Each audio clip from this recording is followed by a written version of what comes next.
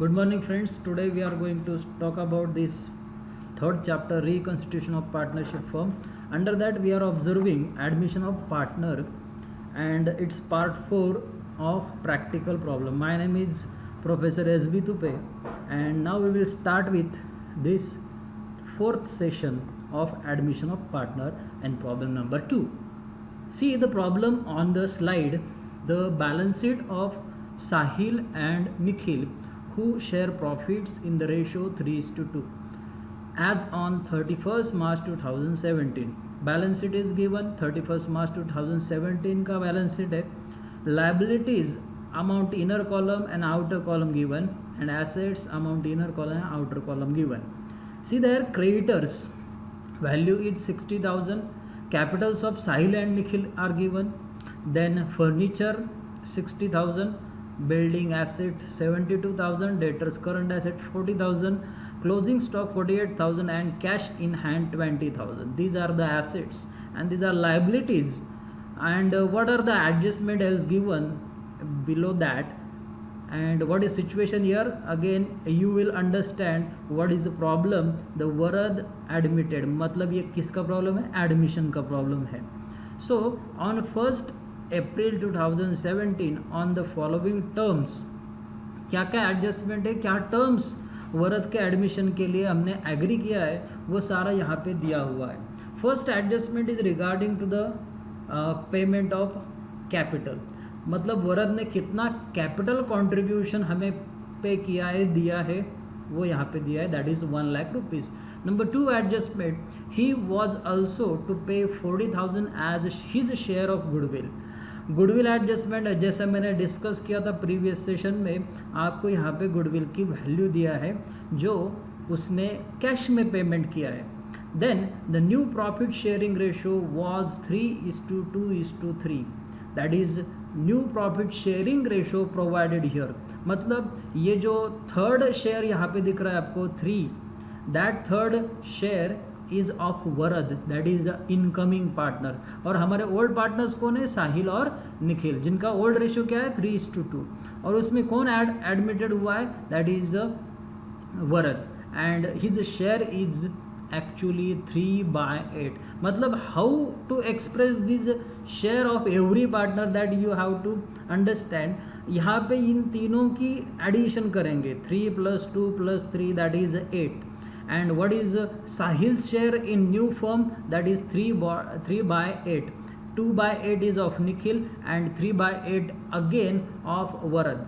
See the old partners for the adjustment. Old partner decided to revalue the assets as follows. यहाँ पे कुछ tricky adjustments है, इसी वजह से ये प्रॉब्लम मैंने सिलेक्ट किया है कि आपको कन्फ्यूजन ना हो. Sometimes in some problems you had seen that the depreciation amount is provided, rate of depreciation is given, या फिर किसी assets की वैल्यू बढ़ गई है वो आपको दिया था, या फिर किसी लाइबिलिटी की वैल्यू कम हो गई वो आपको बताया गया था, आरडीडी के बारे में बताया गया था. पर यहाँ पे एसेट्स का रीवैल्यूड फिगर आपको दिया है. That means building new value कितना है फॉर्म में, ये यहाँ पे बताया कि 1 लाख रुपीज़. फर्नीचर का नया वैल्यूएशन कितना है? 48,000 रुपीज़. डेटर्स का वैल्यूएशन, नया वैल्यूएशन कितना है? 38,000. और उसका रीज़न ब्रैकेट में बताया क्योंकि डेटर्स पे कोई डेप्रिसिएशन तो नहीं होता है. सो what is happened here, that is provided in the bracket in view of likely bad debts. मतलब ये जो डेटर्स है, टोटल डेटर्स हमारे कितने यहाँ पे दिखाई दे रहा है? 40,000. अभी कितने हो गए? 38,000. मतलब डेटर्स की फिगर कम हो गई, that bye ₹2,000. That is what? Bad debts. उन्होंने उसका रीज़न बताया कि वो 2,000 रुपये किसी कस्टमर ने हमारे डुबो दिए हैं, and that's why the value of 40,000 becomes now 38,000. मतलब ये जो वैल्यूएशन है, आप ये ध्यान से सुनना कि ये जो वैल्यूएशन है बिल्डिंग, फर्नीचर और डेटर्स का, ये नया वैल्यूएशन आपको एसेट्स एंड लायबिलिटीज़ में जो भी है वहाँ पे आपको दिखाना पड़ेगा. मतलब ओल्ड वैल्यूज़ को रीवैल्यू करके आपको ये नई वैल्यूज़ आपको आउटर कॉलम में दिखानी, ये ध्यान में रखना. Then fifth adjustment, it was found that there was a liability for 3,000 for goods in March 2017.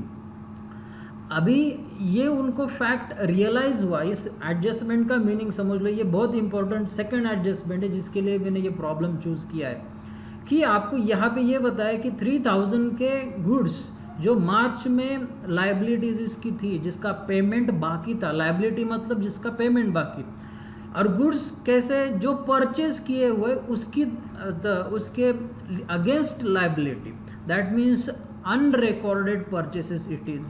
We had recorded it, but at what date? That is on 2nd April 2017.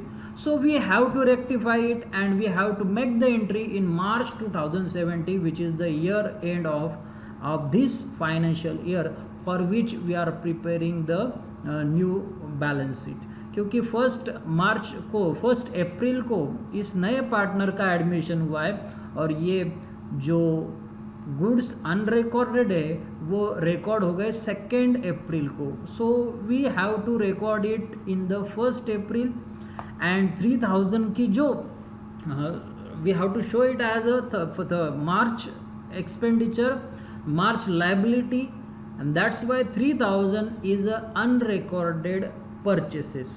तो unrecorded purchases का आपको अगर कुछ याद आ रहा है तो सोचो उसके बारे में कि हमने पार्टनरशिप फर्म में ये सीखा था कि अनरिकॉर्डेड परचेसेस का रिलेशन होता है क्रेडिटर से. मतलब क्रेडिटर्स में वो अनरिकॉर्डेड परचेसेस हमें री ऐड करना पड़ता है. So here is the same adjustment. Creditors बढ़ा रहा है ये item, 3000 is increasing because by this figure the amount of creditors is less. जो 60,000 दिखाई दे रहा है यहाँ पे वो एक्चुअली कितना है, 63,000 है, बिकॉज अनरिकॉर्डेड परचेसेस यहाँ पे ऐड नहीं किए गए थे, वो परचेसेस रिकॉर्ड नहीं हुए थे. So that liability must be in the current year we have to show in new balance sheet and that's why it is a new liability created. तो यहाँ पे क्रेडिटर्स की ये एडजस्टमेंट हमें देखनी है. और क्या क्या प्रिपेयर करना है, यहाँ पे क्वेश्चन में ऐसे बताया रहता है कि you are required to prepare. क्या क्या प्रिपेयर करना है, एक्चुअली आपका सॉल्यूशन के पार्ट्स क्या क्या है. जैसे मैंने डिस्कस किया था profit and loss adjustment account, मतलब ये आपका क्या है, revaluation account. Capital accounts of partners have to prepare and then balance it after the admission of new partner you have to prepare. Here the new partner is Varad. तो आपको ये 3 statements prepare करने हैं. रिवैल्यूएशन अकाउंट प्रिपेयर करना है, partners capital account prepare करना है और बैलेंस शीट प्रिपेयर करना है नया फर्म का after the admission of Varad.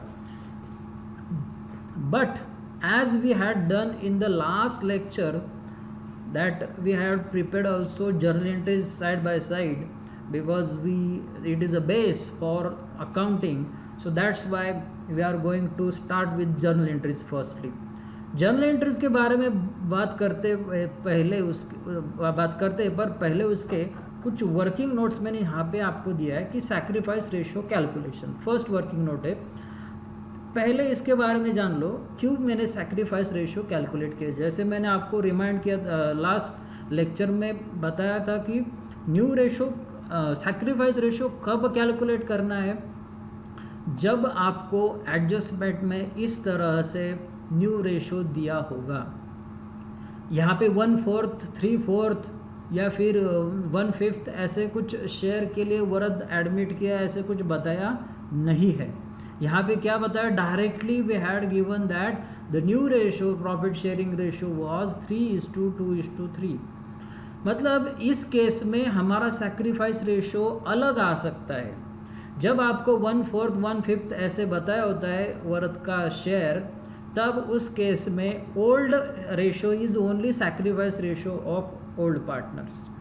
But here it is might be different और may be same, but how to calculate that we are going to find out in this working note only. See, old ratio of 2 partners, that is what are the name of the 2 partners, Sahil and Nikhil. यहाँ पे old ratio दिया हुआ है, ये आप ठीक तरह से पहले देख लो. क्या है रेशियो, 3:2, मतलब 3/5 of first partner Sahil and 2/5 of second partner Nikhil. Then new ratio, अभी जो रेशियो है after the admission that is 3:2:3. Then we are going to calculate according to the formula sacrifice ratio is equal to old ratio minus new ratio.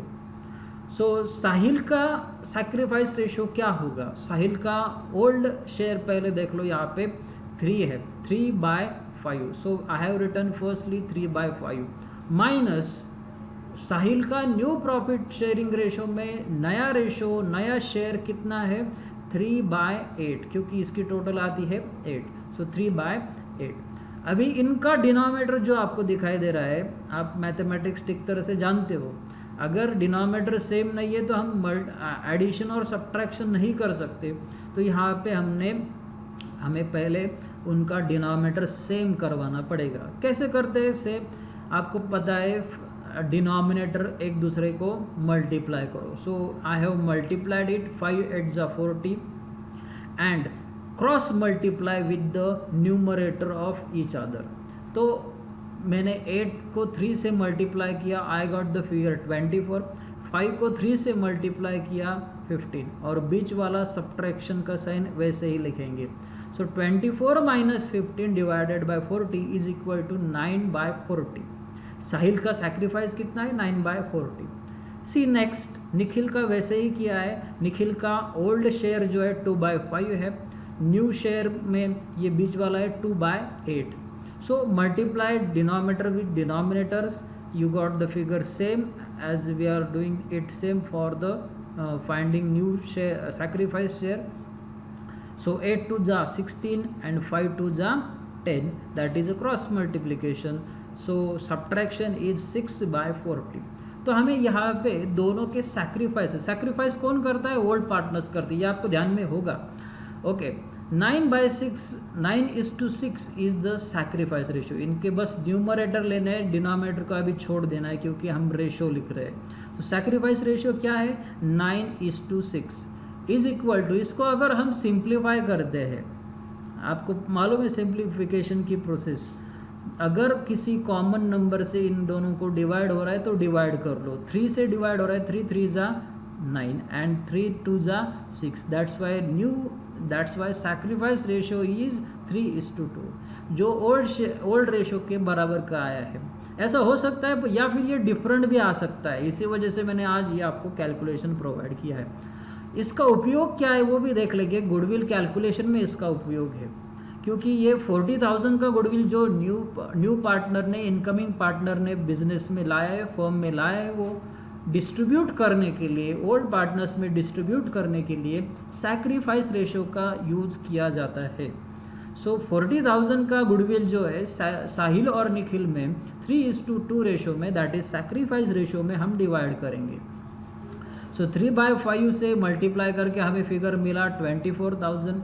Nikhil का share 2/5, उससे multiply करके हमें मिला 16,000. तो goodwill distribution इस तरह से होगा 24,000 और 16,000. किन दोनों में?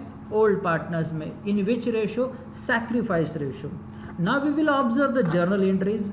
सी journal entries are provided here. As you are knowing about the columns, the first entry, पहली एंट्री जो होती है, मैंने आपको सीक्वेंस के बारे में हम क्लास में भी डिस्कस कर लेंगे. ओके फर्स्ट होता है कि आपको प्रॉफिट एंड लॉस का अगर कोई बैलेंस दिखाई दे रहा है बैलेंस शीट में, वो डिस्ट्रीब्यूट कर लो ओल्ड पार्टनर्स में. अगर जनरल रिजर्व फंड दिख रहा है उसे डिस्ट्रीब्यूट कर लो. पर ऐसा कोई आपको इस बैलेंस शीट में दिखाई नहीं दिया, क्रेडिटर्स और कैपिटल के बैलेंसेस थे बस. तो हमें डायरेक्टली जंप करना है to the goodwill adjustment. Goodwill adjustment के बारे में हमने ये डिस्कस किया था. Goodwill brought by new partner is of ₹40,000. उसने कैश में पे किया है, तो हमें कैश की एंट्री कर रही है. हमने 4 सिचुएशन देखे थे गुडविल के, इसमें से ये एक सिचुएशन है कि goodwill brought by new partner in cash. तो पहली एंट्री क्या है इसकी? Cash account debit 40,000 to goodwill account 40,000. और what is narration? Being goodwill brought by new partner in cash. इसके आगे कुछ बताया नहीं है, फिर भी वो अज्यूम्ड है और फिर भी वो करना ही है, दैट इज गुडविल डिस्ट्रीब्यूशन. जो मैंने अभी वर्किंग नोट किया था 24,000 और 16,000 का गुडविल डिस्ट्रीब्यूट किया सैक्रिफाइस रेशो में ओल्ड पार्टनर्स में, that is distributed like this. What is journal entry? Goodwill account debit to Sahil's capital account 24,000 to Nikhil's capital account 16,000. So what is narration? क्या narration है? Being goodwill distributed among the old partners. यहाँ पे कुछ spelling combine हुआ है. Old partner in sacrifice ratio. कौन से ratio में डिस्ट्रीब्यूट करना है? सैक्रिफाइस रेशियो में. I hope you understood the second journal entry. ये एक एडजस्टमेंट के दो एंट्रीज हमें मिल गए. What is next? Capital contribution. Capital कितना कंट्रीब्यूट किया था? हमने अभी अभी रीड किया 1 लाख रुपीज का. किस फॉर्म में दिया है कैपिटल? कैश फॉर्म में. अगर हमारे बैलेंस शीट में, यहाँ पे बैलेंस शीट आप देख लो एक बार, अगर बैलेंस शीट में यहाँ पे आपको कैश की जगह बैंक दिखाई देता तो आप क्या एंट्री करते? बैंक अकाउंट डेबिट टू वर्थ कैपिटल अकाउंट. बट यहाँ पे हमारा बैंक अकाउंट नहीं है, कैश अकाउंट है. So that we will make the entry of cash account debit to वर्थ capital account. So I have made that entry cash account debit 1 lakh to वर्थ capital account 1 lakh. being capital brought by new partner. Okay, now we will turn to the revaluation adjustment. जैसे मैंने आपको बताया कि पहले goodwill adjustment, पहले reserve fund का distribution, then goodwill adjustment, then go for the capital contribution and then go for the revaluation adjustment. तो यहाँ पे revaluation of furniture is made. Furniture का नया वैल्यूएशन आपको जो दिखाई दिया था, वो नया वैल्यूएशन जो है वो कम हुआ है. Old valuation is 60,000, now new valuation is 48,000. So value of furniture is decreased. We will discuss also building year, so we can make the entries at once. दोनों ये सारे इफेक्ट देख लेते इसके. पहले बिल्डिंग का क्या है? अभी 1 लाख रुपीज़. ओल्ड कितना वैल्यूएशन था? 72,000. नया कितना हुआ? 1 lakh rupees. That means increase in the value of asset. यहाँ पे एप्रिसिएशन वाइज प्रॉब्लम में देख लो आप. लास्ट प्रॉब्लम में हमने ये सिचुएशन नहीं देखा था कि 28,000 से आपका बिल्डिंग वैल्यूएशन इम्प्रूव हुआ है, मतलब एसेट को और डेबिट देना पड़ेगा so that the balance on that asset will be increasing. अगर एसेट को क्रेडिट देते तो उसका बैलेंस कम हो जाता है. ये आपको ध्यान में रखना है कि यहाँ पे बिल्डिंग का वैल्यूएशन बढ़ रहा है तो आप क्या करो? बिल्डिंग को और डेबिट दे दो. So building account debit to revaluation account. Furniture का वैल्यू कम हुआ है, 28,000 से कम हुआ है, तो फर्नीचर का उसके डेबिट को क्रेडिट दे दो बाय ₹12,000, क्योंकि नया वैल्यूएशन कितना करना है? 48,000 करना है. 48,000 से डिक्रीज नहीं करना है. ये ध्यान में रखना फ़र्क आप कि 60,000 का वैल्यूएशन आप कितना करना है? 48,000. सो 12,000 से आपको उसका वैल्यूएशन डी वैल्यूएशन करना है, डेप्रिसिएशन दिखाना है in short. So 12,000 should be credit of furniture. And what is debit then? Obviously revaluation account और profit and loss adjustment account. यहाँ पे नाम दिया profit and loss adjustment account. दोनों में से कोई एक नाम आप लिख सकते हो, no problem. So what is the entry here? Revaluation account 12,000 to furniture account 12,000. Debtors का वैल्यूएशन के बारे में क्या बताया कि वो बैड डेट्स है, तो आप यहाँ पे एंट्री कर सकते हो. डेटर की वैल्यू कम हो गई तो क्या करें? डेटर को डेबिट दे या क्रेडिट दे? ऑब्वियसली क्रेडिट देंगे, क्योंकि उसके डेबिट को वो 2,000 का क्रेडिट मिलना चाहिए. 40,000 अगेंस्ट अभी हो गए हमारे डेटर्स 38,000. आप यहाँ पे एंट्री करोगे revaluation account debit to debtors account. Okay, so the next is, ये 3 एंट्रीज हमें यहाँ पे समझ आ गए. उसका नरेशन भी हम जर्नल एंट्रीज में देख लेंगे.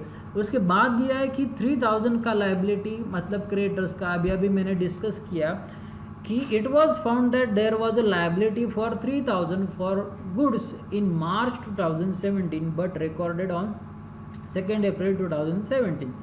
3,000 के क्रेडिटर्स और क्रिएट हो गए यहाँ पे इन शॉर्ट. सो क्रेडिटर्स को ऑलरेडी होता है क्रेडिट बैलेंस. ये 60,000 का बैलेंस और बढ़ाना है हमें, तो उसको बढ़ाना है तो उसको और क्रेडिट दे दो. लायबिलिटी को बढ़ाना है तो उसे और क्रेडिट दे दो.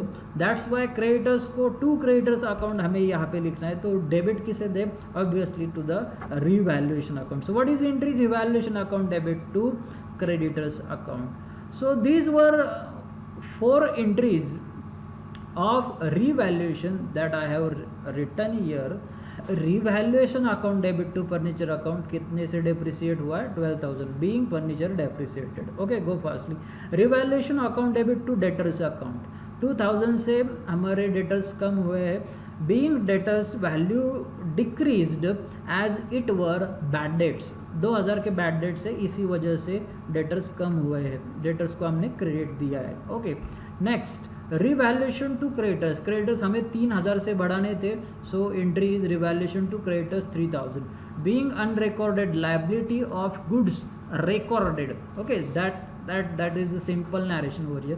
Then building value is appreciated, building बढ़ाया गया है, तो building को और डेबिट दिया मैंने यहाँ पे, building account debit 28,000 to revaluation account 28,000. What is the narration? Being building value appreciated, यहाँ पे नया शब्द आपको दिखाई दे रहा है, ठीक है। Now at the end conclusion of these revaluation entries is finding profit or loss. यहाँ पे हमें प्रॉफिट हुआ है, रिवैल्यूएशन प्रॉफिट हुआ है।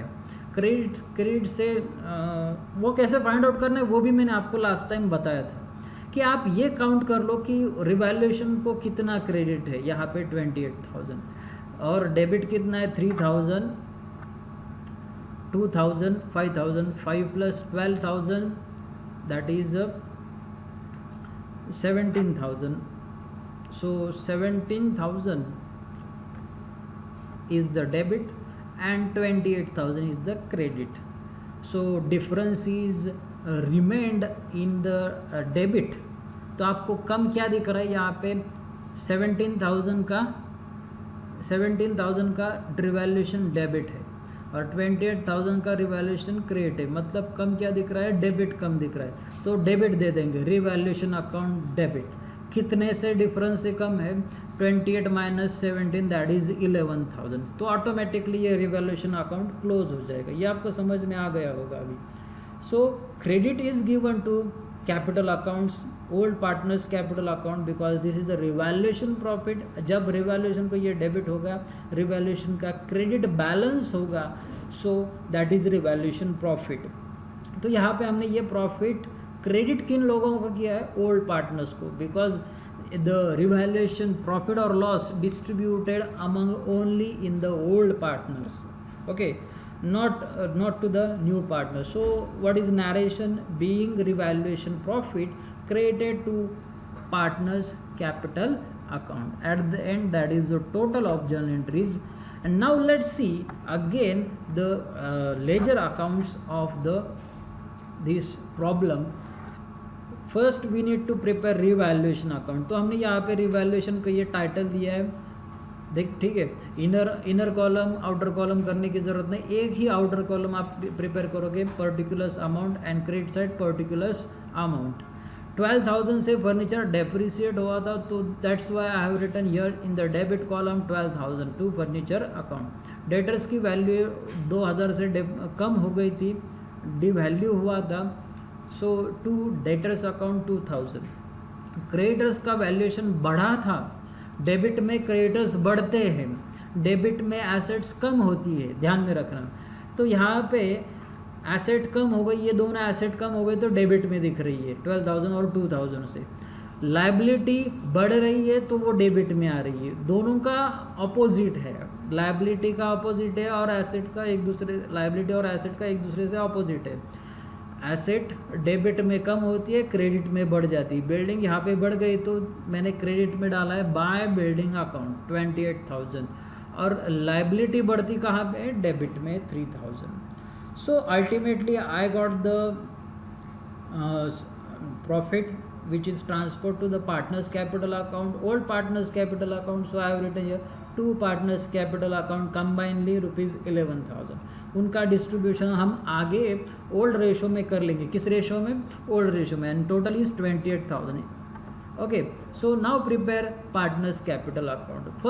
First of all you will brought down the balances of old partners. ये मैंने आपके ओल्ड बैलेंस शीट से, ओल्ड बैलेंस शीट मतलब कौन सा बैलेंस शीट, जो आपको प्रॉब्लम में दिया है वो बैलेंस शीट। यहाँ पे हमें दोनों के बैलेंसेस दिए हुए 80,000 of Sahil and 1 lakh of Nikhil. So by balance brought down 80,000 and 1 lakh. Then goodwill adjustment करते हैं, तो गुडविल एडजस्टमेंट हम वो पोस्टिंग पहले देख लेते हैं। बाय गुडविल अकाउंट 24,000 एंड 16,000, जो मैंने डिस्ट्रीब्यूशन के बारे में बात किया था, तो इसकी एंट्री ऑटोमेटिकली आप यहाँ पे भी क्रॉस टैली कर सकते हैं कि goodwill account debit to old partners capital account, that is goodwill account debit to Sahil account to Nikhil account by rupees 24,000 and 16,000, in which ratio?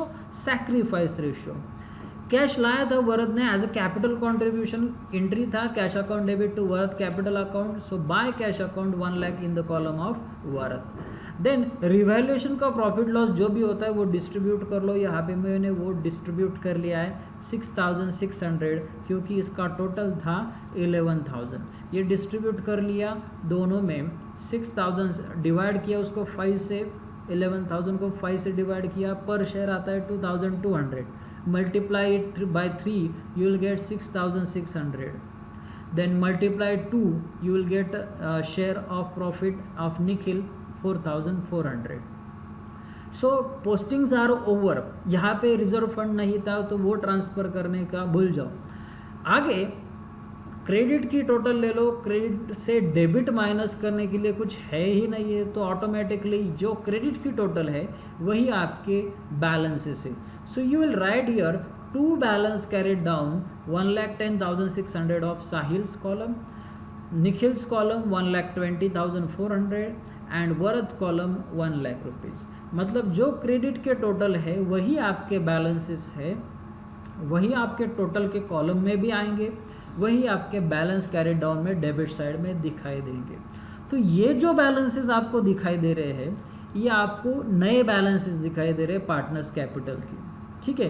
तो ये कहाँ जाएंगे? ये आपके नए बैलेंस शीट में जाएंगे, क्योंकि ओल्ड बैलेंस शीट में इन दोनों के ही कैपिटल दिखाई दे रहे थे। अब इन सब इफेक्ट्स को मिला के आपको 3 पार्टनर्स के कैपिटल बैलेंसेस दिखाई दे रहे हैं। That will be shown in the liability side and the balance sheet is like that. Balance sheet का टाइटल आप देख लो मैंने क्या दिया है, बैलेंस शीट एज ऑन 1 अप्रैल 2017, क्योंकि नया पार्टनर जो वरद एडमिट किया है वो 1 अप्रैल 2017 को किया है। So on that date only we are going to write the balance sheet of new firm. Okay, so it is a balance sheet of new firm. So on 1st April 2017, what are the balances? Those balances which are of closing balances of partners capital account that I have written here. तो उनका total भी मैंने यहाँ पे calculation sophistication के लिए कर लिया है। सो इजी जाएगा आपको, ये सब को टोटल करके रखो आउटर कॉलम में। अभी आप जब बैलेंस शीट प्रिपेयर करते हो तो एक ध्यान में रखना, ये कैपिटल के फिगर्स पहले लिख लेंगे और उसके बाद आप ओल्ड बैलेंस शीट को रेफर करेंगे। How to solve that technique I am telling you. Creditors का जो ओल्ड बैलेंस है 60,000 वो एज इट इज़ लिख लेना है इनर कॉलम में, अगर इसको एडजस्टमेंट है, यस एडजस्टमेंट है तो 60,000 को मैंने यहाँ पे ओल्ड बैलेंस शीट को रेफर करके लिख लिया। सो क्रेडिटर्स 60,000 और यहाँ पे मैंने गलती से लेस लिख दिया, ऐड लिख लेना वहाँ पे, add unrecorded liability of goods, it is by mistake, it is actually add, okay.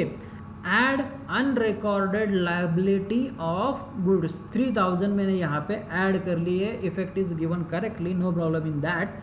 63,000 is the total of creditors. Now new liability, by adding that old amount plus new liability 3,000 you will get figure of 63,000. Then again refer the balance sheet, you will find there old figures of other assets, उनमें अगर changes हो गए तो वो आप कर लोगे।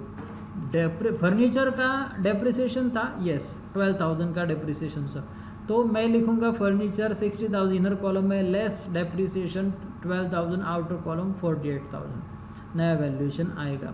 Building 72,000 old valuation, नया वैल्यूएशन 1 लाख रुपीज़, सो वो बढ़ गया 28,000 से, add appreciation by rupees 28,000। Debtors bad debts है, लेस 2,000 कर लूँगा, इनर में लिखेंगे 40,000, लेस 2000 आउटर कॉलम 38,000।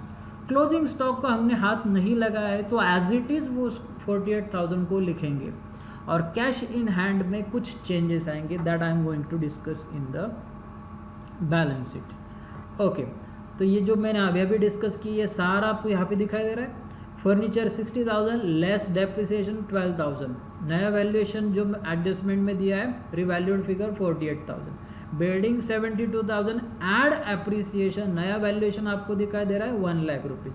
कितना ऐड किया हमने 28,000 क्योंकि नया वैल्यूएशन 1 लाख होना चाहिए, इसी वजह से 28,000 ऐड कर लिए।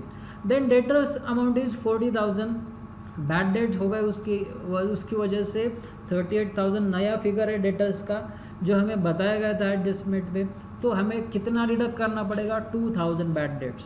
Then closing stock as it is figure we will take because that amount is not changed at all. Closing stock as it is 48,000 का ले लेंगे। देन कैश बैलेंस में कुछ चेंजेस आएंगे, that is the last item of balance sheet. Cash balance हमारा कितना है 20,000 जो आपको बैलेंस शीट में ओल्ड बैलेंस शीट में दिया है। ऐड कैपिटल कंट्रीब्यूशन, ये कैपिटल क्यों लिखा है मैंने यहाँ पे, क्योंकि ये कैपिटल कंट्रीब्यूशन है वर्थ का, कितने रुपए का 1 लाख रुपीज़ का, तो यहाँ पे वो ऐड करके दिख। आपने यहाँ पे ऐड नहीं भी किया, यहाँ पे करके नहीं दिखाया तो भी चलेगा, आपका इसका वर्किंग नोट अलग से किया तो भी नो प्रॉब्लम, यहाँ पे दिखाया तो भी add capital contribution of worth 1 lakh rupees, that also is correct one. Goodwill value हमने नए पार्टनर ने कैश में लाया था, सो that is also increasing the balance of cash account. ये नया देख रहे हैं हम आज सिचुएशन गुडविल का कि गुडविल वैल्यू कैश में लाया है, so automatically cash balance will increase, that's why I have added this goodwill in the cash balance. So total of cash balance is 1,60,000. And now you can see the total. It will be tallied 3,94,000, 3,94,000, and that's the end of the problem. How to prepare the 3 statements and how to go on through the adjustment, that I have given some ideas to you. Now see how what are the point to remember. In previous session also I have given the same slide, you have to remember it. आप ये बार बार इसके through जाओ कि आपको journal entries किस sequence में prepare करना है, transfer of reserves, funds, profit and loss account balances to the capital account of old partners. Then second है capital brought by new partner, उसका एंट्री कर लो। गुडविल एडजस्टमेंट जो मैंने 4 बताई थी उसमें से कौन सी आपको सिचुएशन दिखाई दे रही है वो गुडविल एडजस्टमेंट कर लो। रिवैल्यूएशन ऑफ एसेट्स और लायबिलिटीज, दैट एंट्रीज आपको करनी है गुडविल के एडजस्टमेंट के बाद में। और एट द एंड आपको रिवैल्यूएशन प्रॉफिट और लॉस की एंट्री पास करनी है। इससे कुछ अदर एडजस्टमेंट आती है तो वो हम ज़रूर आगे डिस्कस करने वाले। And it is for this session, if you are having doubt ask me and you can communicate with your groups, so by your WhatsApp groups, so you will get all answers and your queries will be sorted. Thank you for watching this video.